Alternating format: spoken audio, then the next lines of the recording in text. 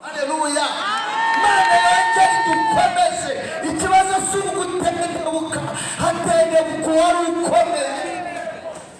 Ikibazo si ugusitara n'ubundi hasitara uwagendaga, ariko haleluya. Ikibazo si ukuyoboka ukaba waratamye zifunze n'ubundi hayoba uwagendaga. Mana ishimwe ko noneho duteranye, ariko haleluya. Pata hari kuri WhatsApp imyaka 2 itambutse, ari mu magurupe, abandi ku maradiyo na televiziyo, ariko ngo icyo gihe bari hamwe, none turi hamwe, bari mu mwuka.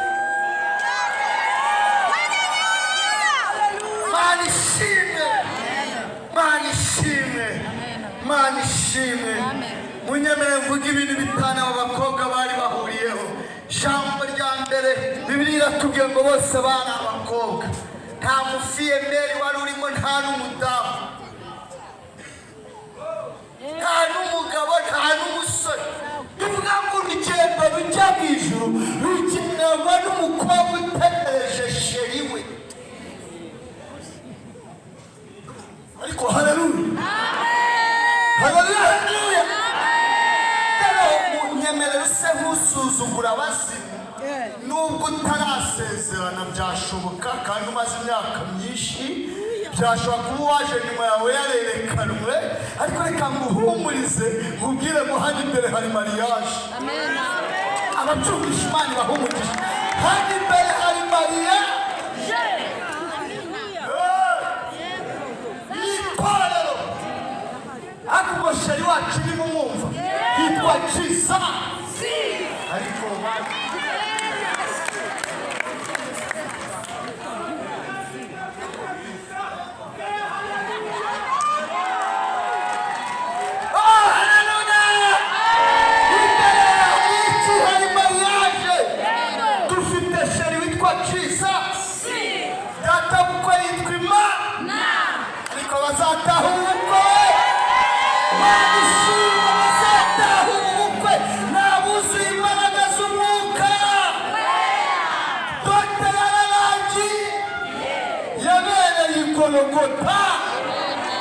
amen, amen. Ngaba abakobwa bari bahuriye ku bintu bigeza kuri 5. Ikintu cyambere bose bari iki? Abakobwa. Ijambo rya kabiri ngo bose bari bagize gute? Bategereje. Ari abanyabwenge bari bategereje, ngo n'abapfapfa nabona bari bagize gute? Bategereje. Ijambo rya gatatu ngo bose batwaye amatabaza. Ari abanyabwenge batwara amatabaza, ari n'abapfapfa batwara iki? Amatabaza. Ijambo rya kane ngo bose barahunikiye. Ari abapfapfa barahunikira, ari n'abanyabwenge nabo bagira gute? Barahunikira. Ijambo rya gatanu ngo bose barasinziriye. Natangaye, nari nzi ko abapfapfa nibo basinziriye, wenda abanyabwenge bagahunikira ariko ntibasinzire, ariko Bibiliya iravuze ngo bose bagize gute? Barasinziriye. Niraha rero ndagira ngo mubwire yuko ntawe utasinzira muri uru rugendo. Ntawe utagira gute? Ntawe utasinzira. Kandi ngira ngo mbabwire ko ikibazo atari ukuryama, ahubwo icyo waryamanye nicyo ukangukana. Kandi ikibazo si ugusinzira, icyo wasinziranye nicyo ugira gute? Kandi nta muhanga mu kuryama. Avuga ngo njye ni umukomando, reka ryame gikomando. Umunyonzi n'umumotari baryama, umuyaya na nyirabuja baryama, umupilote n'umukarani baryama, dogiteri n'umuyenda baryama. Kandi ibimenyetso byo kuryama ni bimwe. Kandi nawe ugomba mu kinyabupfura avuga ngo ngiye mvuye kwiga mu Bwongereza, reka ngone mu Cyongereza. Bose uwo ari we wese, ikibazo si ukuryama, ikibazo si ugusinzira, icyo wasinziranye nicyo ukangukana. Ikibazo si uko insengero zafunzwe, ikibazo si uko repetisiyo zitabaga, ikibazo si uko ibihande bitateranaga, ikibazo si uko wasinziriye, ahubwo wasinziranye iki? kuri uyu munsi wa Pentekote ngo tukwinginge. Yari masama genda ndeba abantu bagiye basinzira, ni abantu birishyiraho akadomo ko nawe uhwanye na isezerano rya kera. Hari Eliya abiga inyigisho za Bibiliya bamwiga nk'umuhanuzi w'umuriro, nubwo inkuru ze zanditse mu bitabo by'amateka. We n'umuriro babyumva kimwe, ntarindira kujya kurahura, pfa kuba umucokoje atavuga ati umuriro manuka se kuraba batipa. We n'umuriro babyumva. Eliya mvuga ni wa wundi wahagaritse imvura itamutumye. Eliya mvuga ni wa wundi wishe 850 abahanuzi ba Bali n'Abasheri.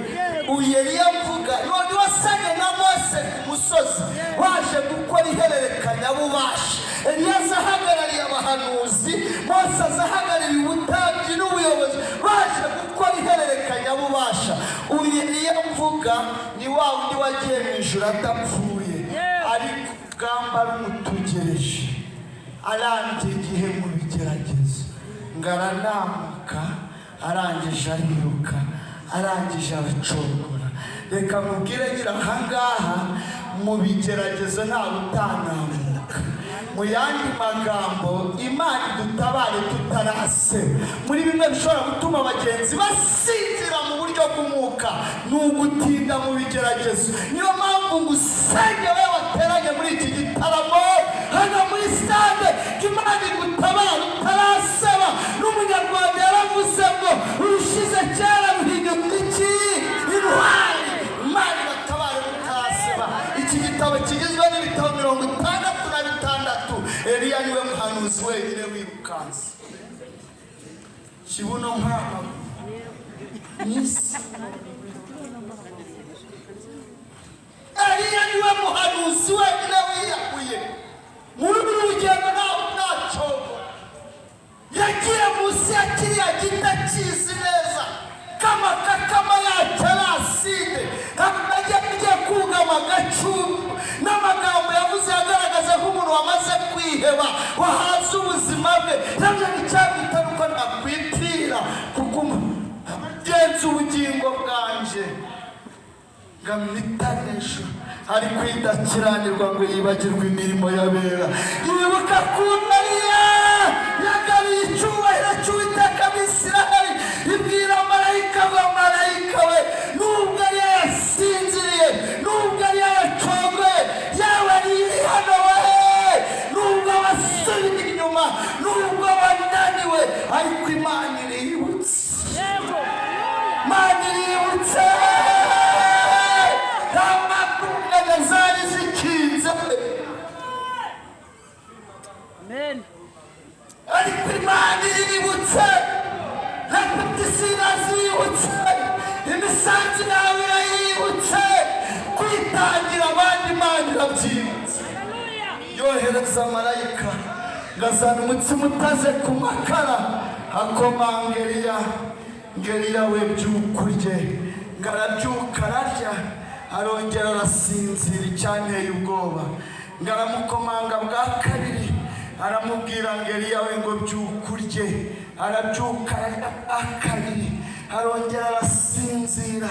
Nagize ubwoba no ku nshuro ya gatatu Imana ntiyamutakaza. Ibwira kandi reka mbabwire, marayika ngo yazanaga ubugari butaze ku makara.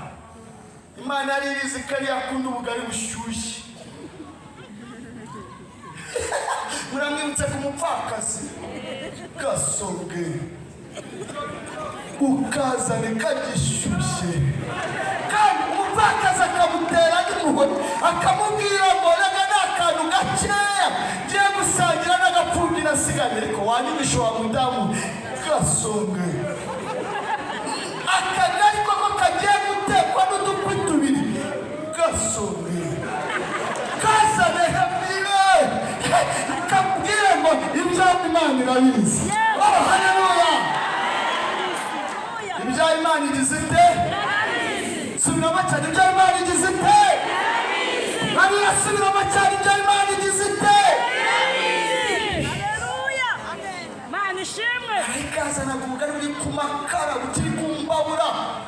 Imana yari ibizi kubiri ijambo rikomeye marayika ngo byukurye umwe ukomeze kuko urugendo ari rurerure. Bene data wa Pantekote mwitabe ngo karame. Bene data wa Pantekote mwe muza duteranire hamwe turya umutsima n'iryo jambo ry'Imana, tunywa amazi sasa buri n'ibihimano by'umwuka, dukomezanye kuko urugendo ari rurerure. Ntabwo rugaruke hano muri stade, tujye mu makaritsiye, tugende mu misozi turabwira Yesu maze nabo bakize kujya mu muriro. Ntabwo izo mbaraga twazibona zirahari zo kugenda mu misozi. Uba mu isezerano rishya reka se nk'umutambukaho, ikirere ndabona kiri guhinduka n'injye utaha kure nirwaneho. Mu isezerano rishya hari undi urimo wasinze. Yesu yavuze ko ari udasanzwe witwa Yohana Umubatiza. Yesu yarabwiye ngo mu babyawe n'ubushake bw'umugabo n'umugore ntawuhwanyira Yohana Umubatiza. Icyo Yesu yavugaga ko abahanuzi bose bamuhanuye bagapfa batamubonye, ariko Yohana Umubatiza niwe wahanuye Yesu aramuhamya, aranamubona, aranamubatiza, ariko ageze mu nzu y'imbohe uburoko bumuriye. Bibiliya ntigaragaza igihe yari amaze mu buroko uko kingana, ariko ngo bumuriye aranamuka arasinzira. Ahamagara abigishwa be babiri ngo mugende mumumbarize ngo mbese ni weho cyangwa dutegereze undi. Nawe uburoko bwawe bujya bukubaho, bushobora kuza ari amadeni, bushobora kuza ari ubupfubyi, bushobora kuza ari ubupfakazi, bushobora kuza ari ubushomeri warize, bushobora kuza ari imyaka wujuje imyaka myinshi uri umukobwa cyangwa umuhungu, kagira ngo yo zigutangira bavuga 10 na bakongera akavuga ati 20 na, imvuga igahinduka bagatangira kuvuga ngo 50. Nuba atari korasi ryadanje uyu ugeze muri 50 biba bihwaniyemo, ntakongera kuvuga ngo 10 ni irindi korosi. Ukiri umukobwa we ni hatari. Ubundi ririya korosi rikatuwavuganye nayo, ariko iriya korosi rikatuwavuganye nayo, kuko muri 20 kukuta muri verse zibishoboka. Kagura ishakoshi, kagurira ikirori, kagura fondete, akagura indende n'ingufi, kugira ngo arebe ko yahura n'ijambo rivuga ngo ndagukunda. None arenze verse katarandi. Imana itabara urubyiruko rwacu umushumba batabase.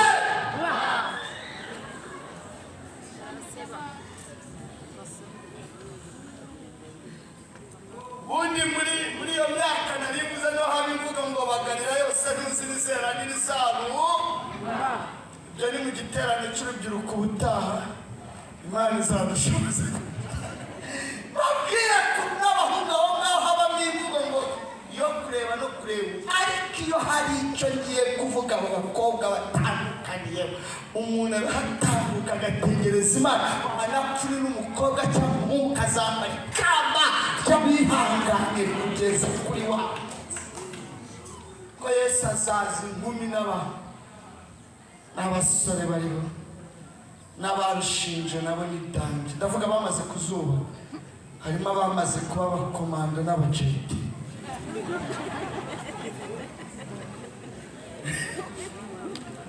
Ariko haleluya, haleluya, haleluya. Ngatuma abigishwa babiri ngo mugende mumumbarize ngo mbese ni weho cyangwa dutegereze undi. Bibiliya iravuga ngo ntiyababwiye ngo ni njyewe, ahubwo yarasohotse ngo uwo munsi akiza benshi, ngo uwo munsi agaburira benshi, ngo hakora ibitangaza bitandukanye n'ibyo yajyaga akora. Arangije abandi mumubwire ibyo ibyo mwumvishe n'ibyo mwabonye. Ngo babigishwa basubirayo ngo babwira Yesu, babwira Yohana Umubatiza ibyo babonye n'ibyo bumvishe. Ngo Yohana Umubatiza asubizwamo imbaraga, asobanukirwa ko misiyo ye kutari ukumubanziriza mu isi gusa, no mu rupfu yagombaga kumubanziriza ariyo, kugira ngo ajye kubwira Aburahamu bapfuye bizeye ko umucunguzi ari inyuma. Muhumura, umwami wacu yarapfuye arazuka, adusigira umufasha w'Umwuka Wera, kandi uko bamubonye agenda ubasezeranya ko niko azagaruka. Ibyiringiro byacu twe n'Abapantekote twiringiye ko umwami azaza akatujyana. Muhumure, nazaduta ku nzira, ijoro azabitugezamo yarasezeranye.